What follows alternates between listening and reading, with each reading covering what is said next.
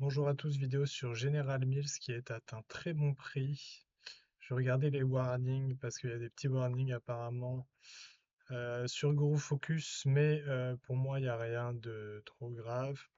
Donc on va juste trade ça de façon simple comme d'habitude, sachant qu'on est finalement arrivé en bas du range. Donc qu'est-ce qui se passe là? Qu'est-ce qu'un trader doit faire? C'est attendre un crash pour acheter, attendre un énorme pump pour vendre, ok? Dans l'idée. On va trade les ranges principalement, et là on voit que le prix a créé une range ici. La range d'après, ce sera celle-là. Et donc on veut acheter en bas des ranges ou en dessous des 50%, d'accord? Euh, donc là, on est en bas d'un range et on voit qu'il y a énormément de volume qui se profile. On a le MACD qui est en train de devenir bullish, le momentum qui est bien, le RSI qui a des endroits intéressants. Donc en termes techniques, c'est le moment de regarder si on veut acheter l'actif. On peut regarder les extensions de bougies. On aurait peut-être une zone là intéressante en extension monthly. En extension 12 mois, on a quoi? Ouais, elle serait un peu trop loin, mais bon. Donc là, j'ai affiché la 30 WMA qui me sert pas mal. En weekly, qu'est-ce qui se passe? En weekly, on est à des zones intéressantes, etc. Bon, ça, c'est pas. Sur ce genre d'actifs, c'est pas forcément le genre de choses que je regarde le plus. En revanche, on peut constater en monthly que on est assez loin de la 30 WMA. Vous pouvez voir que assez souvent, quand on s'éloigne de distance spécifique de la 30 WMA sur la plupart des assets, on va avoir euh, des mouvements inverses qui se produisent. Vous voyez, ce bas-là était exactement éloigné de là. Pareil là, pareil là, pareil là. Donc là, on est aussi. Donc, si on voit du volume arriver sur zone et des divergences, potentiellement, c'est qu'il y a des acheteurs qui sont en train d'arriver. Là, on a un petit point vert en daily, donc on peut tenter. Euh, Qu'est-ce que je regardais sinon d'autre? Oui, on a l'origine monthly qui est là.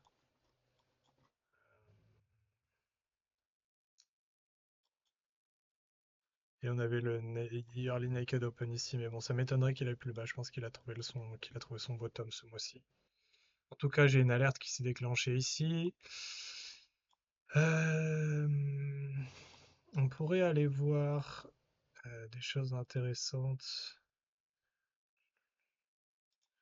On va aller regarder un petit peu de géométrie.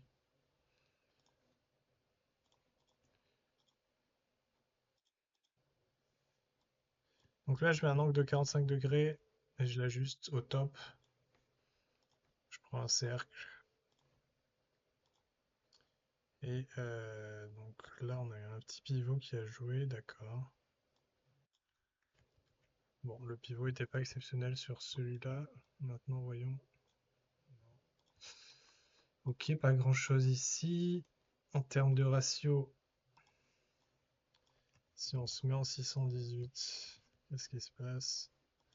Je suis un peu ça sur le teint, hein, parce que bon, il y a trop de graphiques, je ne peux pas les charter tous, donc j'ai des alertes sur mes niveaux souhaités. Et,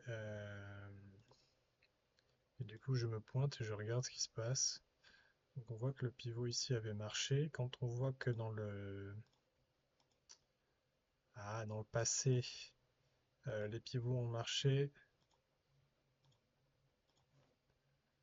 on sait qu'ils vont marcher dans le futur aussi. Donc les deux ont marché ici. Donc celui-là, c'était quoi? C'était un dump, d'accord. Donc bon, on surveillera celui-là. Je le note pour plus tard. Lui, il est trop loin. Intéressant néanmoins. Et là, qu'est-ce qu'on a? On a pareil, un peu comme le cercle, on a une résistance ici. Ok, intéressant. Pas grand-chose de si intéressant que ça sur cet actif. Pour le moment, en tout cas. On a peut-être une force qui va arriver par là. On avait quand même, on voit que ça marche bien, hein. On avait un bon support, le pivot ici du top. Euh, toujours tester les spirales dans les deux sens. Là, c'était le top aussi. On voit qu'il est passé un peu au-dessus. Donc, vu que là, il est passé un peu en dessous de l'autre, je vais la remettre. Mais je sais plus si c'était laquelle. Je crois que c'est celle-là. Ah bah, on voit que là, il a touché exactement notre spirale.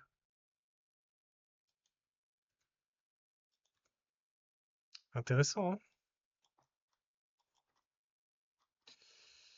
Intéressant. Tout ça avec le ratio 0,618. Et donc là, on avait un pivot aussi, bien évidemment. Donc celui-là sera très intéressant. Ça se trouve, on va avoir une montée qui va nous amener jusque-là. Alors, si vous arrivez exactement à cet endroit-là, vous voulez pas jouer les pivots. Pareil, si vous avez un cercle et que le prix est là, vous voulez pas jouer ce pivot-là. Vous voulez jouer seulement quand le prix est assez éloigné du centre, je sais pas comment appeler ça, mais de l'endroit où est créé le pivot, en fait. Bref, donc on a un achat très intéressant sur General Mills. Je dirais que la cible serait revenir par là, hein, vers ces zones-là. Donc là, on a celui-là, il aurait été beau, mais il n'est pas le cas. Donc à surveiller celui-là en weekly, potentiellement. On a bien sûr ce bloc qui est assez intéressant, mais pas tant que ça non plus. Mais tout de même, il y a un IFVG ici. Donc cette zone-là va être intéressante pour le moment. Donc ce que je vois, moi, c'est ça. Quand on s'approchera, ou peut-être plus, ouais, quelque chose comme ça. En tout cas, la cible minimale de l'achat actuel, c'est à peu près ça. Cherchez peut-être la weekly 30, mais sinon on devrait peut-être aller jusque-là si ça se passe bien. À voir ce qui se passe. En tout cas, ça aurait été bien que j'achète exactement là-bas, mais bon, j'ai pas. J'ai eu mon alerte qui s'est trigger et je l'ai vu que trop tard. Ça s'est trigger quand d'ailleurs? Est-ce qu'il y a moyen de voir ça?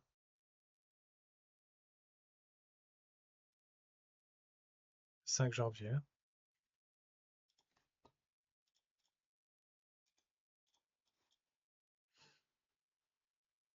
Donc là, bon, très bien. Donc encore une fois, ce n'est pas un conseil d'investissement. Faites attention, observez. Soyez patient, achetez en bas des ranges, vendez en haut des ranges. Euh, si vous ne savez pas, ne faites pas. C'est la règle principale en fait. Si vous ne savez pas, ne faites pas. Observez et attendez l'expérience. Regardez ce qui s'est passé avant et vous pourrez gagner de l'argent. Par exemple, là on voit qu'on a eu ce mesure move. Est-ce que c'est un mesure move qu'on voit assez souvent? Je suis en train de faire ça pour voir si quelle sera notre cible. Ce move-là, vous voyez, il s'est reproduit partout à peu près. Ici, ici, un tout petit peu plus dans ces deux zones-là, mais là voilà. Donc voilà, si le prix monte là, vous savez que vous devez sortir en grande partie en tout cas. Et même si vous pensez qu'on va là-bas, sortez une partie là, parce que si ça se trouve, il va vous redonner un achat, revenir équilibré à 50%, etc. On ne sait jamais vraiment ce que va faire le marché la plupart du temps. Quand il arrive en bas ou en haut d'un range, on est capable d'avoir des bonnes prédictions. Et sinon, on joue les probas, on sécure nos positions. Vous faites pas avoir, même des. Imaginons que je prenne mon trade maintenant avec ma stop loss soit là, avec une sortie là, c'est un très bon trade. 1,61, je m'en fiche. Tant que j'ai raison, j'ai pas besoin d'avoir des stop loss hyper short qui vont me faire perdre la tête et ne pas dormir. Je préfère avoir une stop loss assez large pour pouvoir manager le trade. Et là, en plus, on est en monthly, donc vous n'avez pas de risque que votre stop loss se fasse hit. Bon, des fois, ça arrive, hein, mais comme là. Mais voilà. Jouer les probas, jouer safe, l'expérience avant tout. Et voilà, si vous voulez un coaching, envoyez-moi un DM sur Twitter, on discutera.